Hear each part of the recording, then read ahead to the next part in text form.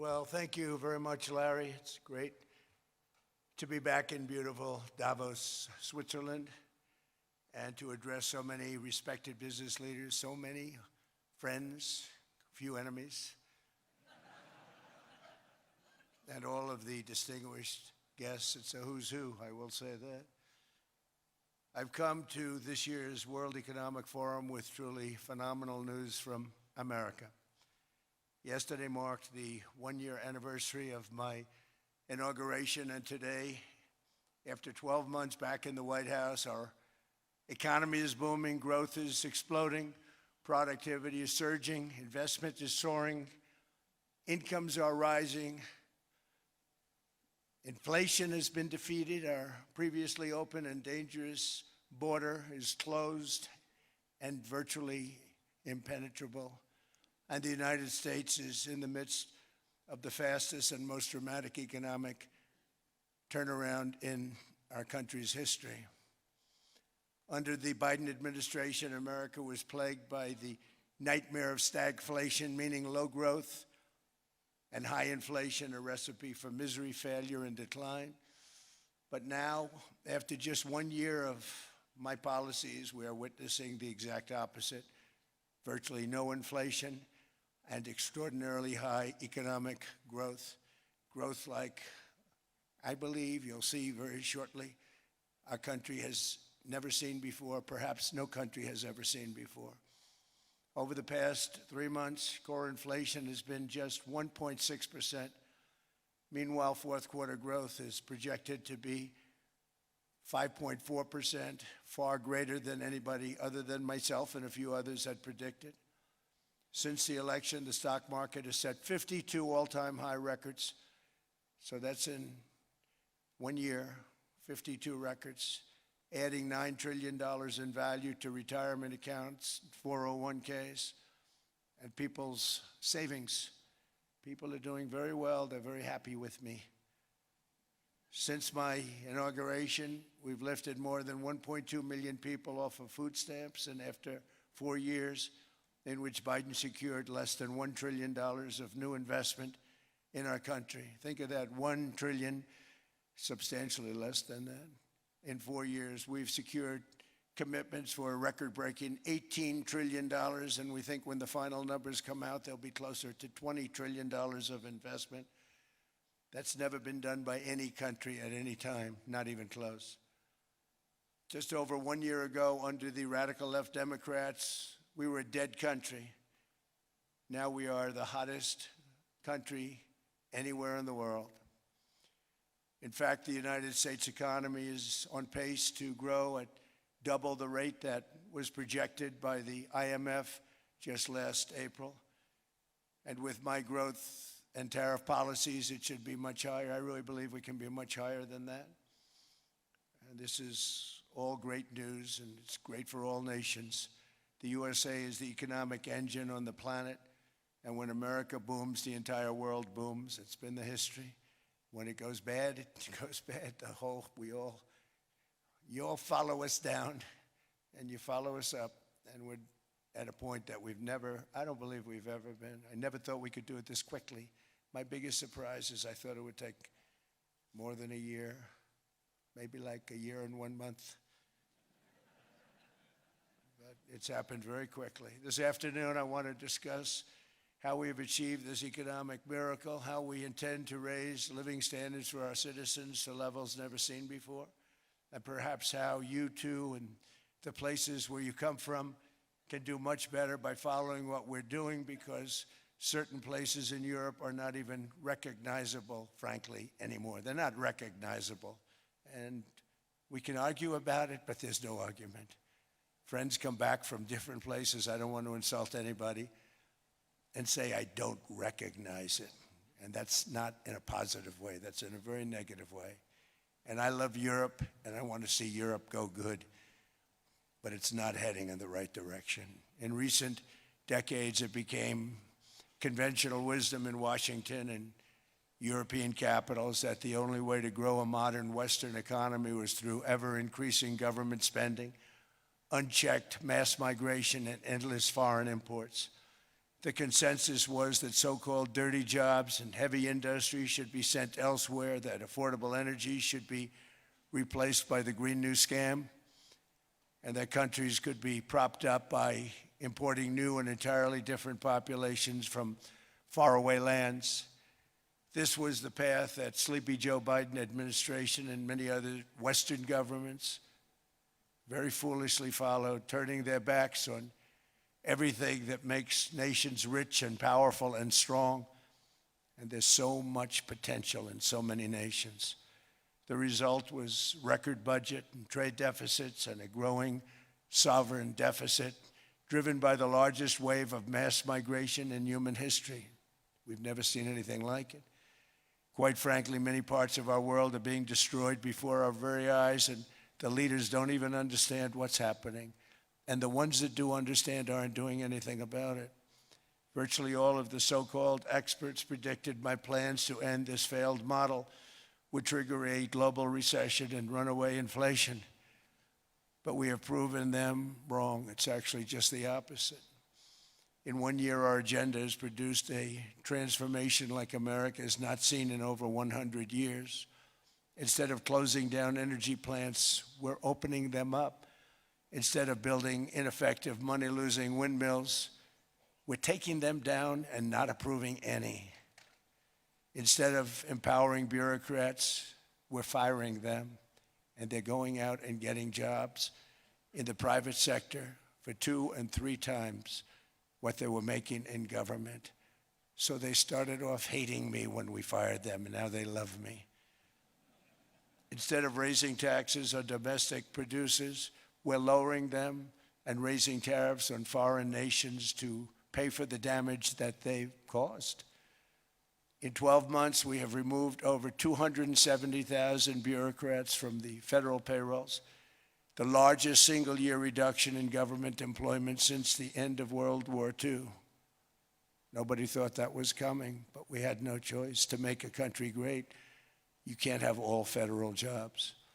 We've cut federal spending by $100 billion and slashed the federal budget deficit by 27% in the single year. It's going to go down quite a bit more from that, driving inflation way down from the record highs of the Biden administration. Every month, they went up and up and up. I promised to cut 10 old regulations for every single new regulation, but instead I've cut, actually till this point, 129 regulations for every one new regulation approved. So every time they come in with a new regulation, we do at least 10, but so far it's averaging out to 129, if you can believe it.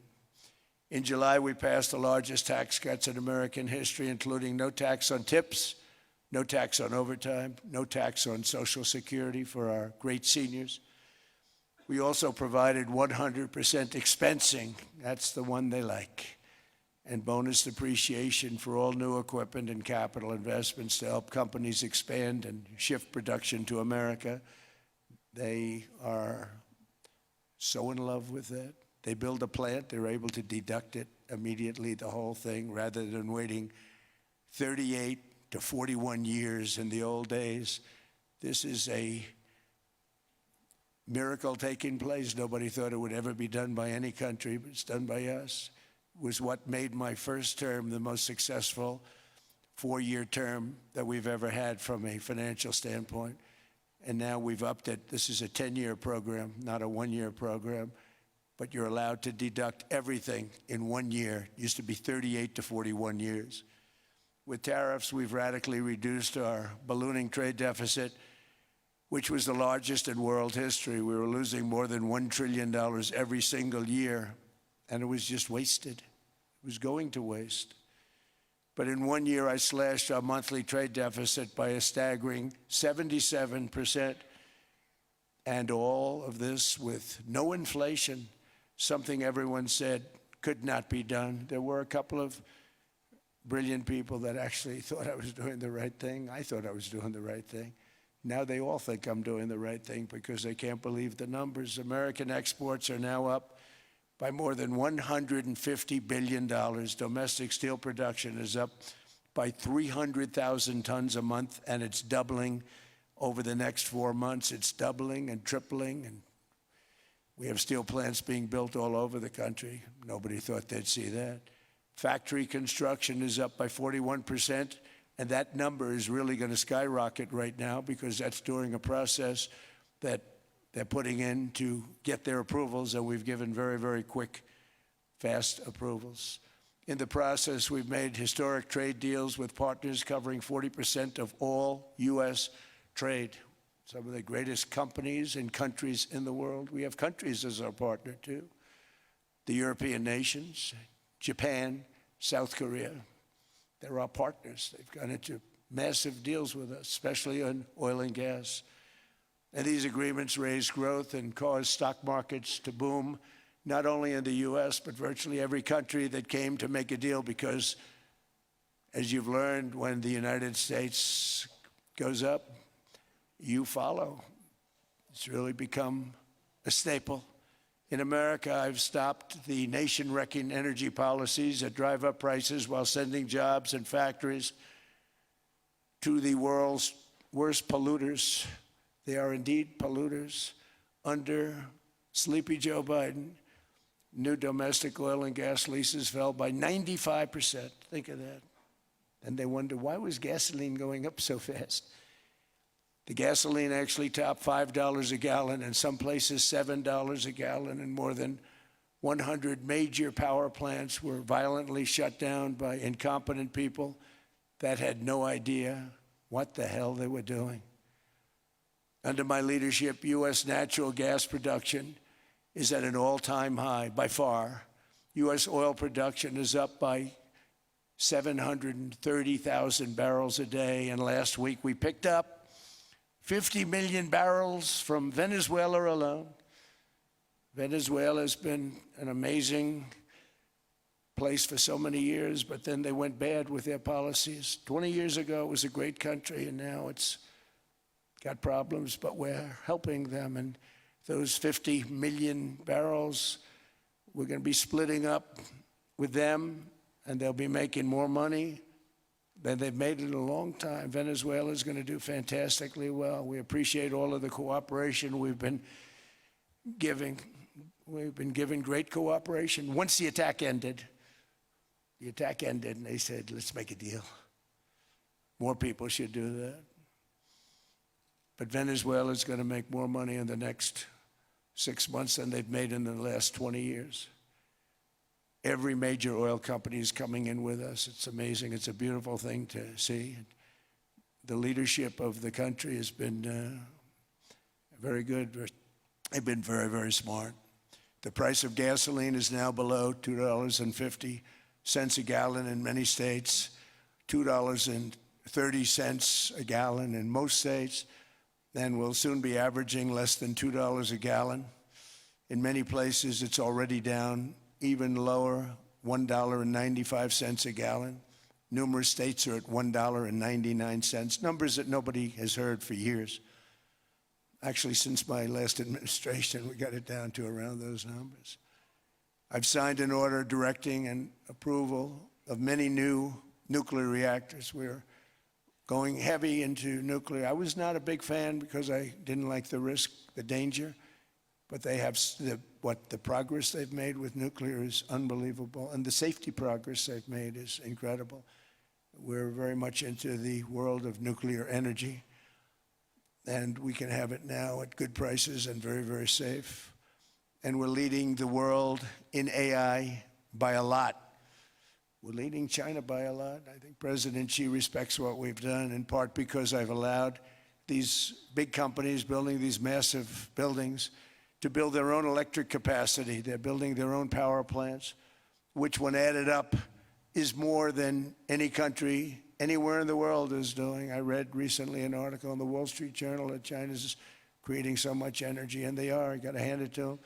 But we're creating as much or more, and we're letting them do that. I'm very proud of it. It was my idea. I said, you can't create this much energy. We needed more than double the energy currently in the country just to take care of the AI plants. And I said, we can't do that. We have an old grid system. And I came up with the idea, you know, you people are brilliant, you have a lot of money. Let's see what you can do. You can build your own electric generating plants. And they looked at me, they didn't believe me. All of the names that are, I think, in the room right now, if you want to know the truth, they didn't believe it. And I said, no, you can't. They came back 2 weeks and they didn't have the plant. They said, we thought you were kidding. I said, no, not only am I not kidding, you're going to have your approvals within 2 weeks. I always say nuclear will take 3 weeks. But most aren't going that. They're going oil and gas. They're even going coal in some cases. Because of my landslide election victory, the United States avoided the catastrophic energy collapse which befell every European nation that pursued the Green New Scam, perhaps the greatest hoax in history. The Green New Scam, windmills all over the place, destroy your land, destroy your land. Every time that goes around, you lose $1,000. You're supposed to make money with energy, not lose money. Here in Europe, we've seen the fate that the radical left tried to impose on America. They tried very hard. Germany now generates 22% less electricity than it did in 2017. And it's not the current chancellor's fault. He's solving the problem. He's going to do a great job. But what they did before he got there, I guess that's why he got there. And electricity prices are 64% higher. The United Kingdom produces just 1/3 of the total energy from all sources that it did in 1999. Think of that, 1/3. And they're sitting on top of the North Sea, one of the greatest reserves anywhere in the world, but they don't use it. And that's one reason why their energy has reached catastrophically low levels with equally high prices. High prices, very low levels. Think of that, 1/3. And you're sitting on top of the North Sea. And they like to say, well, you know, that's depleted. It's not depleted. It's got 500 years. They haven't even found the oil. The North Sea is incredible. They don't let anybody drill. Environmentally, they don't let them drill. They make it impossible for the oil companies to go. They take 92% of the revenues. So the oil companies say, we can't do it. They came to see me. Is there anything you can do? I want Europe to do great. I want UK to do great. Sitting on one of the greatest energy sources in the world, and they don't use it. In fact, their electricity prices have soared 139%. There are windmills all over Europe. There are windmills all over the place, and they are losers. One thing I've noticed is that the more windmills a country has, the more money that country loses and the worse that country is doing. China makes almost all of the windmills, and yet I haven't been able to find any wind farms in China. Did you ever think of that? It's a good way of looking at it. They're smart. China's very smart. They make them, they sell them for a fortune. They sell them to the stupid people that buy them, but they don't use them themselves. They put up a couple of big wind farms, but they don't use them. They just put them up to show people what they could look like. They don't spin, they don't do anything. They use a thing called coal, mostly. But China goes with the coal, they go with oil and gas. They're starting to look at nuclear a little bit, and they're doing just fine. They make a fortune selling the windmills, though, and I think really that's one that they wouldn't be surprised if it stopped. They are shocked that it continues to go. They're very friendly with me. They're shocked that people continue to buy those damn things. They killed the birds. They ruin your landscapes. Other than that, I think they're fabulous, by the way.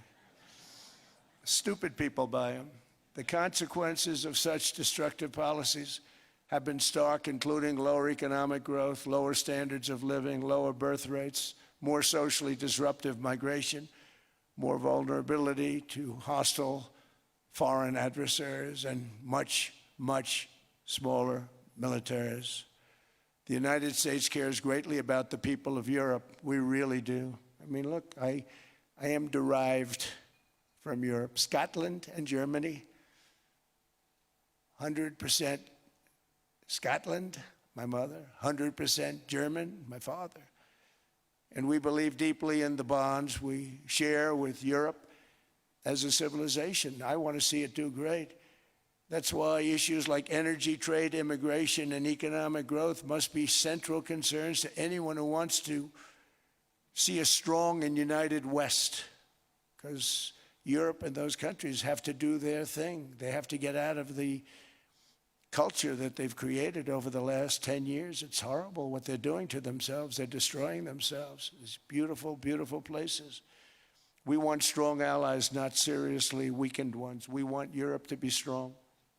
Ultimately, these are matters of national security, and perhaps no current issue makes the situation more clear than what's currently going on with Greenland. Would you like me to say a few words of Greenland? I was going to leave it out of the speech, but I think I would have been reviewed very negatively. I have tremendous respect for both the people of Greenland and the people of Denmark, tremendous respect. But every NATO ally has an obligation to be able to defend their own territory. And the fact is, no nation or group of nations is in any position to be able to secure Greenland other than the United States. We're a great power, much greater than people even understand. I think they found that out 2 weeks ago in Venezuela. We saw this in World War II, when Denmark fell to Germany after just 6 hours of fighting and was totally unable to defend either itself or Greenland. So the United States was then compelled, we did it, we felt an obligation to do it, to send our own forces to hold the Greenland territory. And hold it we did, at great cost and expense. They didn't have a chance of getting on it, and they tried. Denmark knows that. We literally set up bases on Greenland for Denmark. We fought for Denmark. We weren't fighting for anyone else. We were fighting to save it for Denmark. Big, beautiful piece of ice. It's hard to call it land. It's a big piece of ice. But we saved Greenland and successfully prevented our enemies from gaining a foothold in our hemisphere. So we did it for ourselves also. And then after the war, which we won it big. Without us, right now you'd all be speaking German and a little Japanese, perhaps. After the war, we gave Greenland back to Denmark. How stupid were we to do that? But we did it. But we gave it back. But how ungrateful are they now? So now our country and the world face much greater risks than it did ever before because of missiles, because of nuclear, because of weapons of warfare that I can't even talk about. 2 weeks ago, they saw weapons that nobody ever heard of. They weren't able to fire one shot at us. They said, what happened? Everything was discombobulated. They said, we've got them in our sights. Press the trigger, and nothing happened. No anti-aircraft missiles went up. There was one that went up about 30 feet and crashed down right next to the people that sent it. They said, what the hell is going on? Those defensive systems were made by Russia and by China. So they're going to go back to the drawing boards, I guess. Greenland is a vast, almost entirely uninhabited and undeveloped territory. It's sitting undefended in a key strategic location between the United States, Russia, and China. That's exactly where it is, right smack in the middle. Wasn't important nearly when we gave it back. You know, when we gave it back, it wasn't the same as it is now. It's not important for any other reason, you know. Everyone talks about the minerals. There's so many places. There's no rare earth. No such thing as rare earth. There's rare processing. But there's so much rare earth. And to get to this rare earth, you got to go through hundreds of feet of ice. That's not the reason we need it. We need it for strategic national security and international security. This enormous unsecured island is actually part of North America, on the northern frontier of the Western Hemisphere. That's our territory. It is therefore a core national security interest of the United States of America. And in fact, it's been our policy for hundreds of years to prevent outside threats from entering our hemisphere. And we've done it very successfully. We've never been stronger than we are now. That's why American presidents have sought to purchase Greenland for nearly 2 centuries. You know, for 2 centuries they've been trying to do it. They should have kept it after World War II, but they had a different president. That's all right. People think differently. Much more necessary now than it was at that time, however. In 2019, Denmark said that they would spend over $200 million to strengthen Greenland's defenses. But as you know, they spent less than 1% of that amount. 1%. There's no sign of Denmark there. And I say that with great respect for Denmark, whose people I love, whose leaders are very good. It's the United States alone that can protect this giant mass of land, this giant piece of ice, develop it and improve it and make it so that it's good for Europe and safe for Europe and good for us. And that's the reason I'm seeking immediate negotiations to once again discuss the acquisition of Greenland by the United States, just as we have acquired many other territories throughout our history, as many of the European nations have. They've acquired. There's nothing wrong with it. Many of them, some went in reverse, actually, if you look. Some had great, vast wealth, great, vast lands all over the world. They went in reverse. They're stuck back where they started. That happens too. But some grow. But this would not be a threat to NATO. This would greatly enhance the security of the entire alliance, the NATO alliance. The United States is treated very unfairly by NATO. I want to tell you that. And when you think about it, nobody can dispute it. We give so much and we get so little in return. And I've been a critic of NATO for many years. And yet I've done more to help NATO than any other president by far, than any other person. You wouldn't have NATO if I didn't get involved in my first term. The war with Ukraine is an example. We are thousands of miles away, separated by a giant ocean. It's a war that should have never started, and it wouldn't have started if the 2020 U.S. presidential election weren't rigged. It was a rigged election. Everybody now knows that. They found out. People will soon be prosecuted for what they did. It's probably breaking news, but it should be. It was a rigged election. You can't have rigged elections. You need strong borders, strong elections, and ideally a good press. I always say it. Strong borders, strong elections, free, fair elections, and a fair media. The media is terrible. It's very crooked. It's very biased, terrible. But someday it'll straighten out because it's losing all credibility. Think of it. When I went in a landslide, a giant landslide, won all 7 swing states, won the popular vote, won everything, and they only get negative press. That means that it has no credibility.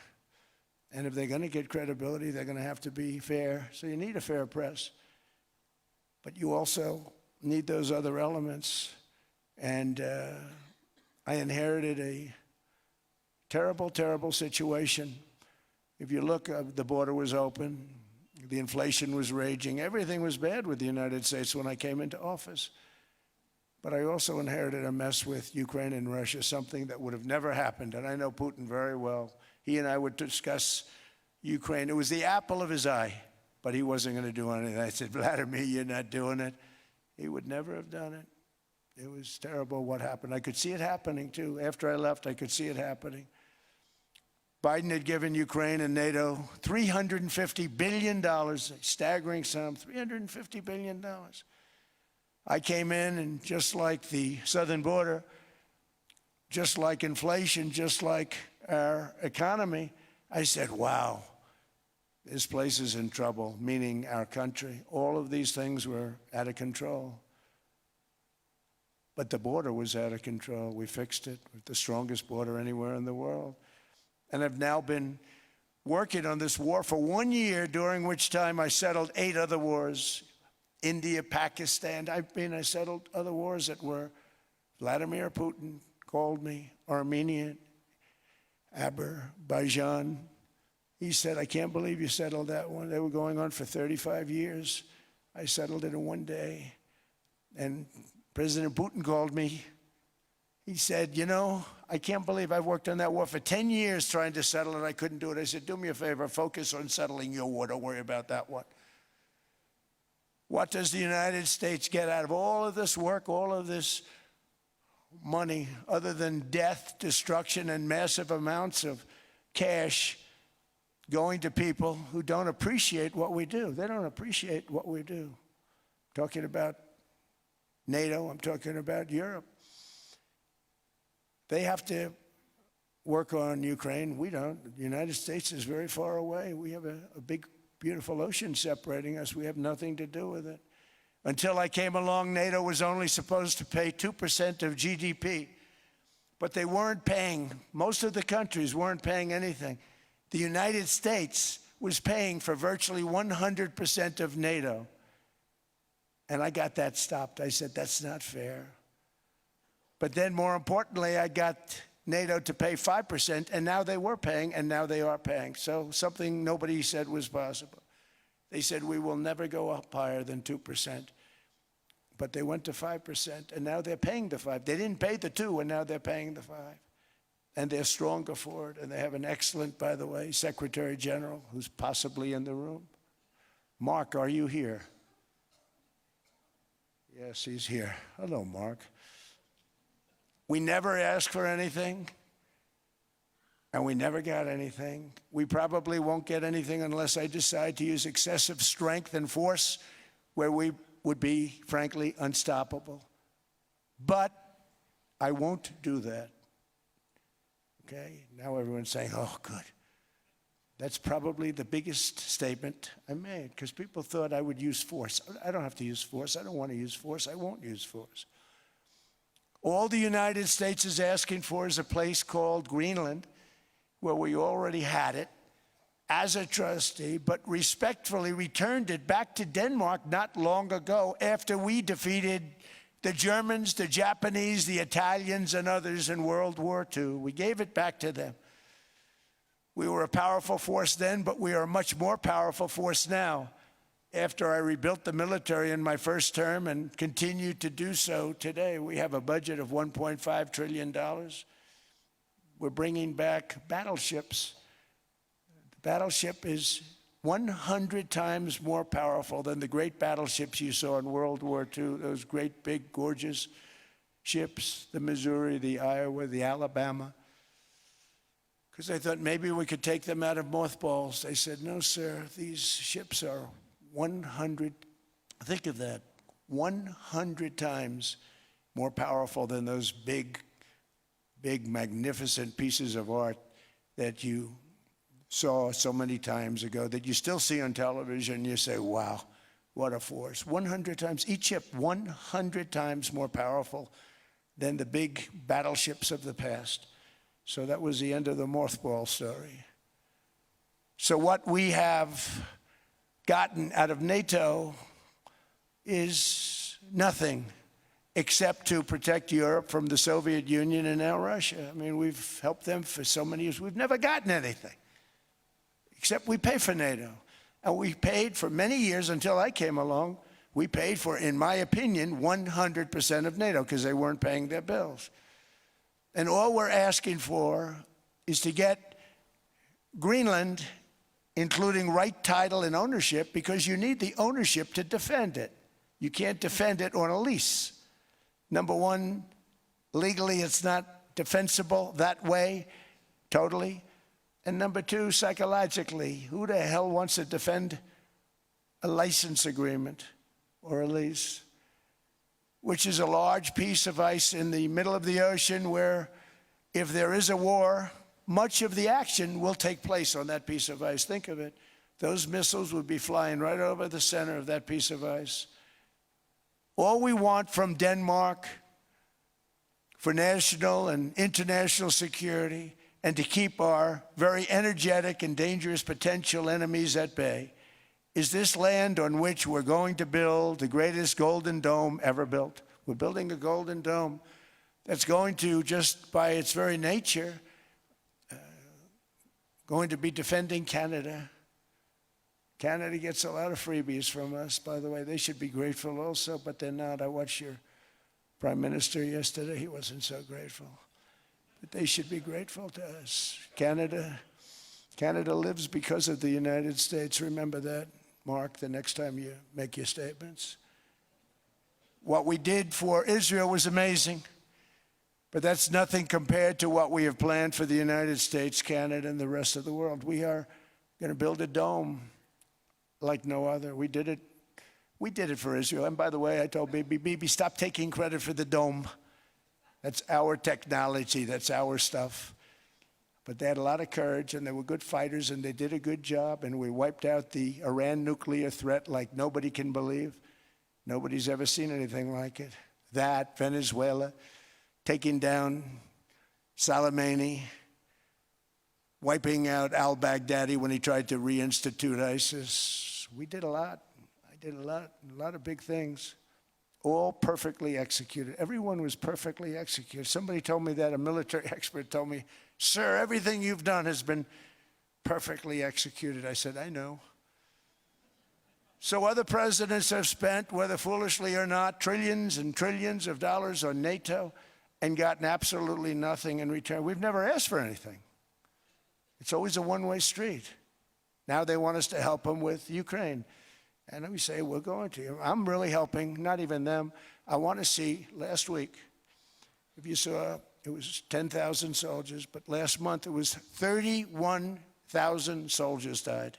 31,000. That's this room times, the number of people in this room times 30.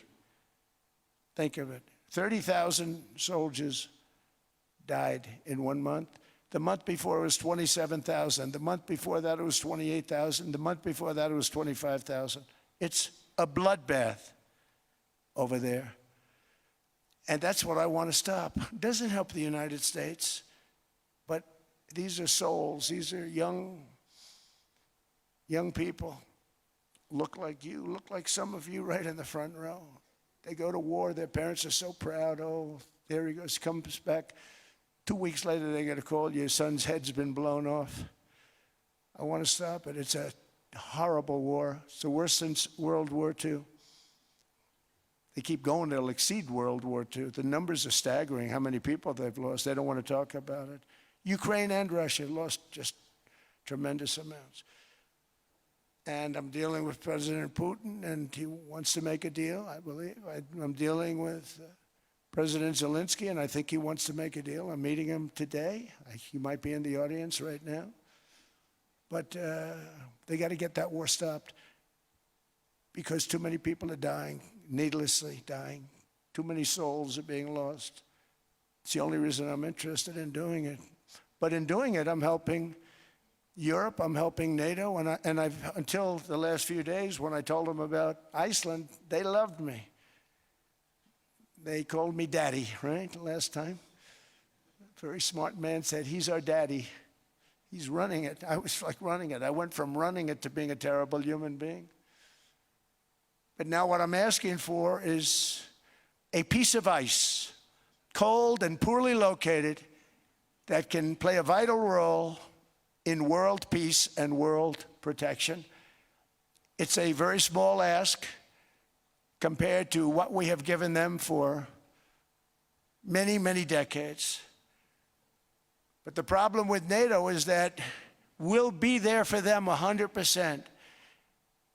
But I'm not sure that they'd be there for us. If we gave them the call, gentlemen, we are being attacked. We're under attack by such and such a nation. I know them all very well. I'm not sure that they'd be there. I know we'd be there for them. I don't know that they'd be there for us. So with all of the money we expend, with all of the blood, sweat, and tears, I don't know that they'd be there for us. They're not there for us on Iceland, that I can tell you. I mean, our stock market took the first dip yesterday because of Iceland. So Iceland's already cost us a lot of money. But that dip is peanuts compared to what it's gone up. And we have an unbelievable future in that stock. That stock market is going to be doubled. We're going to hit 50,000, and that stock market's going to double in a relatively short period of time because of everything that's happening. But this is a good example. After giving NATO and European nations trillions and trillions of dollars in defense, they buy our weapons. We make the greatest weapons in the world, but now we're going to make them faster, much faster. You saw that. I put a cap on the salaries, and I put no buybacks, no stock buybacks, no various other things that they were doing. I mean, they were making $50 million, but it would take them 3 years to give you a Patriot missile. I said, that's not good. My chauffeur can do a better job than that, and he makes slightly less than 50. They make big salaries. If they're going to make those big salaries, they're going to have to produce a lot faster. The good news is we have the greatest equipment in the world. Now we're going to start making it a lot faster. They're going to build additional plants. And all of the money that goes into stock buybacks is going to go into building plants. We're not allowing stock buybacks by defense companies any longer. They're going to build new plants to make Tomahawks, Patriots. We have the best equipment, F-35s, F-47, the new one just coming out. They say it's the most devastating plane, fighter jet ever. Who knows? They called it 47. If I don't like it, I'm going to take the 47 off it. I wonder why they called it 47. We'll have to think about that. But if I don't like it, I'm going to take that 47 off. But it's supposed to be the stage 6. It's supposed to be the first stage 6 plane, undetectable, like our B-2 bombers were undetectable. They flew right over Iran. They were undetectable. And they did their job, and they got the hell out of there.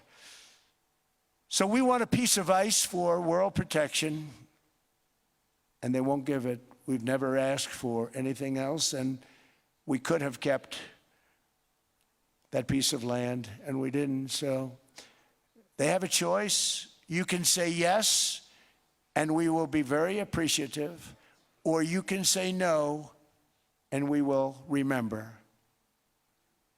A strong and secure America means a strong NATO, and that's one reason why I'm working every day to ensure our military is very powerful, our borders are very strong, and above all, our economy is strong because national security requires economic security and economic prosperity, and we have the greatest that we've ever had. Biden and his allies destroyed our economy and gave us perhaps the worst inflation in American history. They say 48 years, I say forever, but I think 48 years is the equivalent to forever. Whether it's 48 years or ever, it's terrible. Costing the typical family $33,000. What they did to this country should never, ever be forgotten. It's early, but he has to be rated as the worst president we've ever had by far. The auto pen did much of the damage. The auto pen, he was the auto pen president, because I don't believe a sane president would have ever signed the kind of things that he signed. But now grocery prices, energy prices, airfares, mortgage rates, rent, and car payments are all coming down, and they're coming down fast. We inherited a mess, but we've done a hell of a job in 12 months. Under my most favored nation policy for drug prices, the cost of prescription drugs is coming down by up to 90%, depending on the way you calculate. You could also say 5, 6, 7, 800%. There are two ways of figuring that. But we have a favored nations policy that every president wanted, no president was able to get. I got it, and other nations approved it. And I had to use tariffs in order to get it because they said, no way. In other words, a pill that costs 10% in London costs $130. Think it costs $10 in London, costs $130 in New York or in Los Angeles. And I'd say, boy, that's bad. Friends of mine would say, you know, we go to London, you can buy the stuff for nothing. We go all over the world, we can buy it for nothing. Because basically America was subsidizing every nation in the world because presidents allowed them to get away with it. It became very tough. So when I called up Emmanuel Macron, I watched him yesterday with those beautiful sunglasses. What the hell happened? But I watched him sort of be tough. But he was at $10 for a pill. And I said, Emmanuel, and I have all the big pharmaceutical companies are in total agreement. It wasn't easy, by the way. They're tough, smart. They've been getting away with the scam for a long time. But they gave it up. But they said, you'll never get the countries to approve it. I said, why is that? Because they won't. They always said, we're not paying any more. Get the rest for the United States. So over the years, they stayed the same. We just went up, up, up.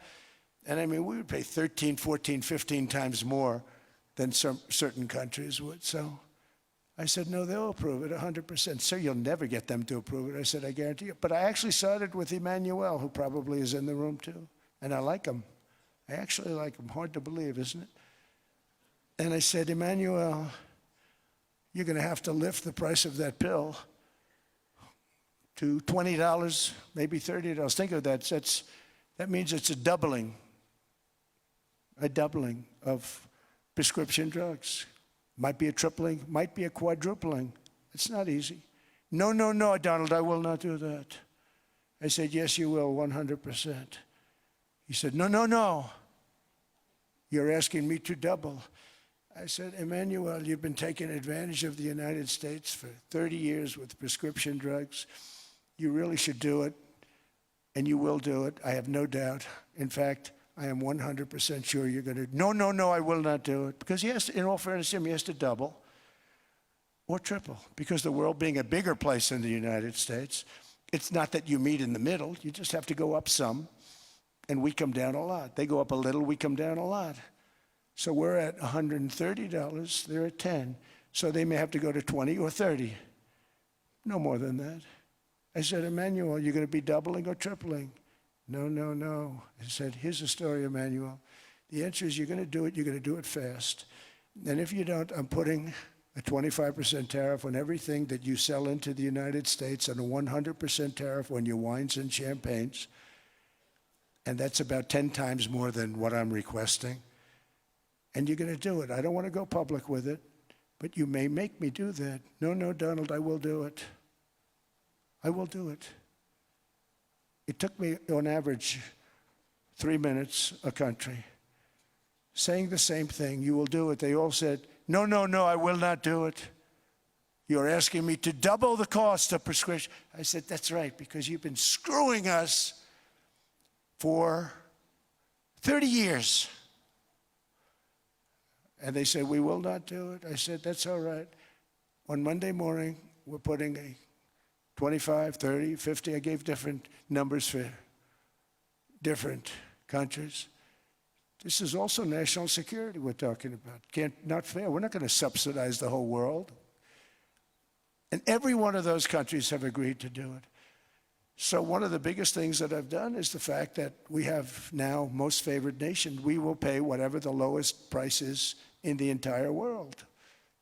So our drug prices are going to be coming down by staggering 90%. Again, you could say 1,000%, 2,000%. Depends on the way you want to figure it. But we'll go with the way the fake news likes it better because it sounds, can you imagine a 90% reduction sounds much worse. But drug prices are going to be coming down tremendously in all the nations, and I appreciate them doing it. But they did it, in all fairness, without tariffs, I wouldn't have been able to get it done. After declining $3,000 under Biden, real incomes are up in the United States by $2,000, $3,000, and even $5,000 and more. Home ownership has always been a symbol of health and vigor of American society, but that goal fell out of reach for millions and millions of people in the Biden era because interest rates went up so high. Today, I'm taking action to bring back this bedrock of the American dream. In recent years, Wall Street giants and institutional investment firms, many of you are here, many of you are good friends of mine, many of you are supporters. Sorry to do this to you, I'm so sorry. But you've driven up housing prices by purchasing hundreds of thousands of single-family homes, and it's been a great investment for them. Often as much as 10% of houses on the market. You know, the crazy thing is a person can't get depreciation on a house, but when a corporation buys it, they get depreciation. Okay, that's something we're going to have to think about too. I don't know if too many people think about that. You buy a corporation, they buy 500 houses, they buy hundreds of thousands, they buy 500 houses, they can take depreciation. A person sweats and works and buys one house they can't. But homes are built for people, not for corporations, and America will not become a nation of renters. We're not going to do that. That's why I have signed an executive order banning large institutional investors from buying single-family homes. It's just not fair to the public. They're not able to buy a house. And I'm calling on Congress to pass that ban into permanent law, and I think they will. One of the biggest barriers to saving for a down payment has been surging credit card debt. The profit margin for credit card companies now exceeds 50%, one of the biggest. And they charge Americans interest rates of 28%, 30%, 31%, 32%. Whatever happened to usury? So to help our citizens recover from the Biden disaster, all caused by this horrible president, I'm asking Congress to cap credit card interest rates at 10% for 1 year. And this will help millions of Americans save for a home. They have no idea they're paying 28%. They go out there a little late in their payment and they end up losing their house. It's terrible. To unleash innovation and savings and financing, I'm also working to ensure America remains the crypto capital of the world. And to that end, last year I signed the landmark Genius Act into law. Now Congress is working very hard on crypto market structure legislation, Bitcoin, all of them, which I hope to sign very soon, unlocking new pathways for Americans to reach financial freedom. And I did it for two reasons. Number one, I thought it was politically good, and it was. I got tremendous political support. But more importantly, China wanted that market too. It's just like they want the AI. And we've got that market, I think, pretty well locked up. If I didn't do it, Biden was totally against it until before the election when they realized that, there were millions of people voting against him over crypto. And all of a sudden, they loved it very much, but it was too late. They blew it. But it is politically popular, but it's much more importantly, we have to make it so that China doesn't get the hold of it. And once they have that hold, we're not going to be able to get it back. So I'm honored to have done it. Finally, I've instructed government-backed institutions to purchase up to $200 billion in mortgage bonds to bring down interest rates. And I'll be announcing a new Fed chairman in the not-too-distant future. I think he'll do a very good job.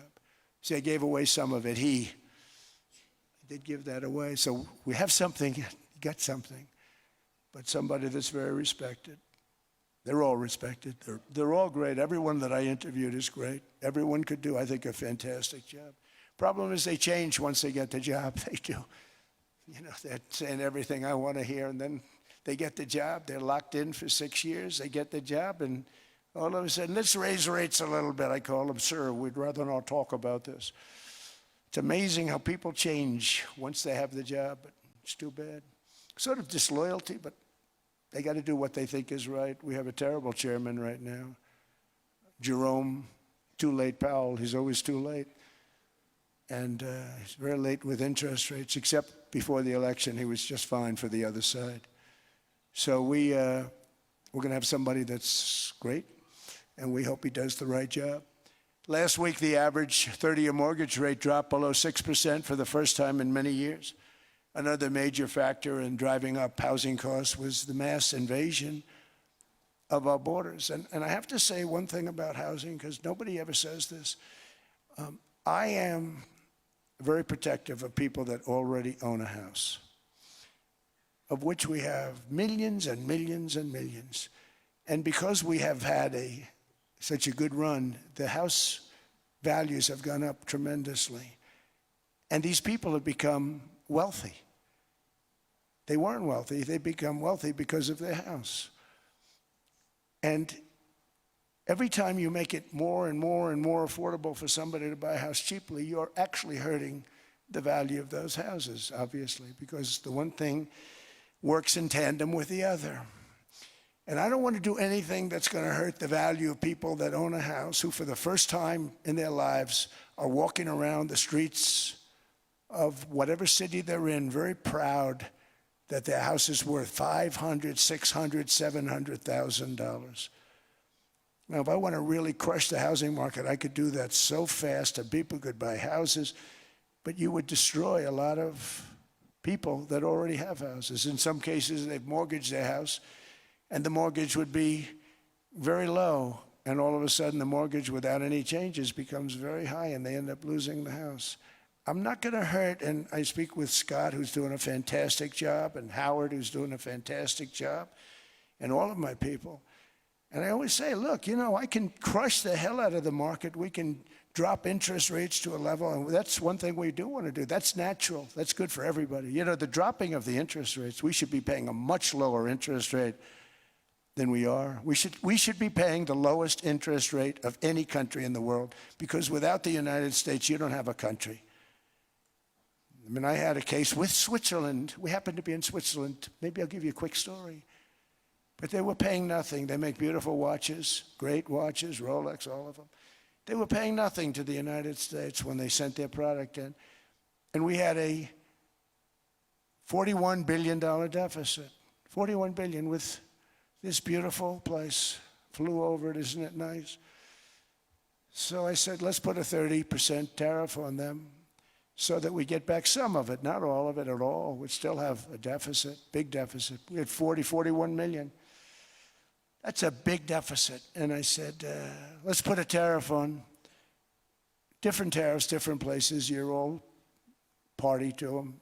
In some cases, victims to them. But in the end, it's a fair thing. And most of you realize that.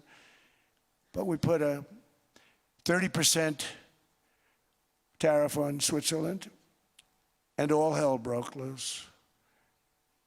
They were calling, I mean, like you wouldn't believe. And I know so many people from Switzerland, incredible place, incredible, brilliant place. But I then realized that they're only good because of us. And there's so many other examples. I mean, us and probably other places, but a majority of the money they make is because of us, because we never charged them anything. So they come in, they sell their watches, no tariffs, no nothing. They walk away, they make $41 billion on just us. So I said, no, we can't do that. So I'm going to bring it up. I still would have a deficit pretty substantial, but I brought it up to 30%. And I guess Prime Minister, I don't think President, I think Prime Minister called a woman, and she was very repetitive. She said, no, no, no, you cannot do that, 30%. You cannot do that. We are a small, small country. I said, yeah, but you have a big, big deficit. You may be small, but you have a bigger deficit than big countries. He said, no, no, no, please, you cannot do it. Kept saying the same thing over and over. We are a small country. I said, but you're a big country in terms of, and she just rubbed me the wrong way, I'll be honest with you. And I said, all right, thank you, ma'am, appreciate it. Do not do this. Thank you very much, ma'am. And I made it 39%. And then all hell really broke out. And I was paid visits by everybody. Rolex came to see me. They all came to see me. But I realized, and I reduced it, because I don't want to hurt people. I don't want to hurt them. And we brought it down to a, lower level. Doesn't mean it's not going up, but we brought it down to a lower level. But they pay now, tariff. But I realized that we have many places like that where they're making a fortune because of the United States. Without the United States, they wouldn't be making anything. Think of it. Switzerland made $41 billion on us. And as she said, it's a small place. And I realized with that, I don't know, because she was so aggressive. And I realized in that conversation that the United States is keeping the whole world afloat. Many places, I could give you 6, 7 places just in the people in this little area. I know every one of them. They're looking down. They don't want to see me, and they don't want to stare me in the eyes. But they're taking advantage of, everybody took advantage of the United States. But I've been very fair, and I gave them a tariff, and it was fine. But I realized that without us, it's not Switzerland anymore. Without us, it's not any of the countries that are represented here. And we want to work with the countries. We want to work with them. We're not looking to destroy them. I could have said 39, 40%. I could have said I want a 70% tariff, then we make money with Switzerland. But Switzerland would have been probably destroyed, financially destroyed. I don't want to do that. But we should be paying the lowest interest rate of everybody. I hope Scott's listening to this, because we should be paying the lowest interest rate of everybody. Without us, most of the countries don't even work. And then you have the protection factor. Without our military, which is the greatest in the world by far, without our military, you have threats that you wouldn't believe. You wouldn't believe. You don't have threats because of us, and that's because of NATO. One other thing, and I have to say it so importantly, in the old days, and I used to say I'm the youngest in the room. Now I'm among the older. I hate to say it. I don't feel old, but I'm among the older. But I remember not long ago, 20, 25 years ago, when good news came out about, let's say, the United States. The United States had a great quarter. The United States had a great month. All the stocks went up. And that's the way it's supposed to be. Now when they say the United States had a record quarter, it's unbelievable how well it's doing, all the stocks crash because they say, oh no, inflation, they're going to raise interest rates. And they do. Some of these stupid people like Powell, they raise interest rates. And what they do is they stop you from being successful.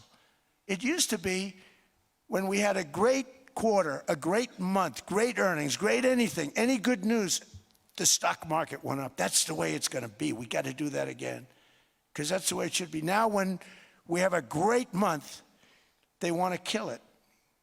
Like we did over 5%. People were surprised. We should do 20%. We could do 25%. When we announce good numbers, and the reason is they're so petrified of inflation. And growth doesn't mean inflation. We've had tremendous growth with very low inflation. In fact, growth can fight inflation, proper growth. So we want to get back to the days when we announce great numbers, because we're going to be announcing phenomenal. You know, all these factories that are being built at record, thousands of businesses are being built right now. Remember, $18 trillion is invested. I think the second number is 3, and that was China many years ago. Investments in the country from outside. 18 trillion, nobody's ever seen. And that's money coming in and building things, factories. Thousands of businesses are being built, thousands. Hundreds of big factories, car plants are moving back to the United States. They're coming in from Canada, they're coming in from Mexico, from Japan. Japan's coming in and building plants here in order to avoid tariffs. They're coming in from China, they're coming in from all over the world. We have more plants being built now, car plants, than we've ever had built, even in the heyday from the 1940s and 50s. And they're bigger. They don't use renovations anymore where they take an old plant, they rip it down, they build a brand new plant, super modern plant. But it's happening at levels that nobody's ever seen. In 2024, the U.S. built less than 2 million new homes, but Biden admitted more than 8 million new migrants. And those days are over. In 2025, for the first time in 50 years, the United States had reverse migration. Boy, that was nice. And these were criminals that were being taken out of our country because they allowed people to come into our country from jails, from gangs, drug dealers, murderers. 11,888 murderers. We've gotten most of them out. And then ICE gets beat up by stupid people from leadership in Minnesota. We actually are helping Minnesota so much, but they don't appreciate it. Most places do. You know, Washington, D.C. is the safest place now in the United States. It was a very dangerous place to walk, and now you can walk with your wife, your kids, right through the middle of the city. Right now, Washington, D.C. is as safe as it gets. It was one of the most unsafe, I had to admit. We sent in the military, the National Guard. Within 2 months, it was great. Within 3 months, it's like a really great place and a safe place and a beautiful place. It's even been cleaned up. The graffiti's gone. The fences are gone. We don't have to worry about fences anymore. All of the places, the grasses are cut. and replaced with new grass in many cases. It's all going to happen in the spring. But Washington and D.C. is beautiful again, and it's safe. New restaurants are opening up. They were all closing. Now you can't get into a restaurant. Restaurants in Washington, D.C. are all opening. Memphis also, Memphis, Tennessee, New Orleans, Louisiana. We were there for 3 weeks. We've cut the crime down by 64% within another month. We'll have virtually no crime there. We can do that all over. We're going to help the people in California. We want to have no crime. I know Gavin was here. I used to get along so great with Gavin when I was president. Gavin's a good guy. And we're going to, if he needed it, I would do it in a heartbeat. I'd love to see. We did help them a lot in Los Angeles, a lot with the early in my term when they had some problems. But we would love to do it. I will say this, if I were a Democrat governor or whatever, I would call up Trump. I'd say, come on in, make us look good. Because we're cutting crime down to nothing. And we're taking people out, career criminals, who are only going to do bad things, and we're bringing them back to their countries. But where we've done it, it's been amazing. And we have a capacity to do it at much greater levels. We're cutting illegal aliens off welfare and other government benefits, and I have directed that starting immediately, there will be no more payments to sanctuary cities because they are really just sanctuaries for criminals. They're really protecting criminals, and those are the ones we have to get out of the country. Murderers, drug dealers, the mentally insane. They emptied their mental institutions into the United States. And despite that, we have the lowest crime numbers that we've ever had in the history of the country. Just came out. But equally importantly, we're cracking down on more than $19 billion in fraud that was stolen by Somalian bandits. Can you believe that Somalian? They turned out to be higher IQ than we thought. I always say these are low IQ people. How did they go into Minnesota and steal all that money? And we have, they're pirates. They're good pirates, right? But we shoot them out of the water just like we shoot the drug boats out. They're not pirating too many boats lately, do you notice? When they go out into those boats, they want to take over a $1.5 billion tanker loaded up with oil, and they say, we're going to blow up your boat. They have powerful weapons. You hit the side of the boat, you blow the whole thing up. The insurance companies are petrified, so they say, just give them the boat. We'll give them money instead. And I don't do that. We blow them right the hell out of the water. We see them going out, we blow them out of the water. We don't have any pirates so much anymore. If we do, they won't be there long. We've cut down with the hitting of the boats that are loaded up with drugs, including submarines. Can you believe they actually buy small, they call them mini subs, very fast. They're meant for drugs. We've knocked out 2 of them. The Democrats say they were fishing. You have ruined somebody's fishing weekend, I would say. A submarine is not a fishing boat. You don't fish. But we've knocked down drugs by water, the oceans, the sea, by 97.2%. Think of that. And I actually say, who the hell are the 3%? Because I would not want to be piloting one of those boats. We knocked them down, and now we're going to start on land. We're going to knock it all out. The land is the easy part. What we did on sea is incredible, and that's our great military. The situation in Minnesota reminds us that the West cannot mass import foreign cultures which have failed to ever build a successful society of their own. I mean, we're taking people from Somalia, and Somalia is a failed, it's not a nation. Got no government, got no police, got no military, got no nothing. And then we have this fake congressperson who they just reported is worth $30 million. You believe this? Ilhan Omar, talking about the Constitution provides me. She comes from a country that's not a country, and she's telling us how to run America. Not going to get away with it much longer, let me tell you. The explosion of prosperity and conclusion and progress that built the West did not come from our tax codes. It ultimately came from our very special culture. This is the precious inheritance that America and Europe have in common. We share it. We share it, but we have to keep it strong. We have to become stronger, more successful, and more prosperous than ever.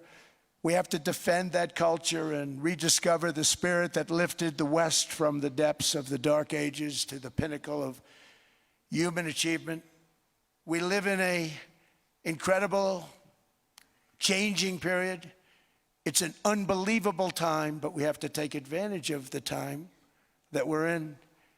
In our hands are technologies that our ancestors could scarcely have.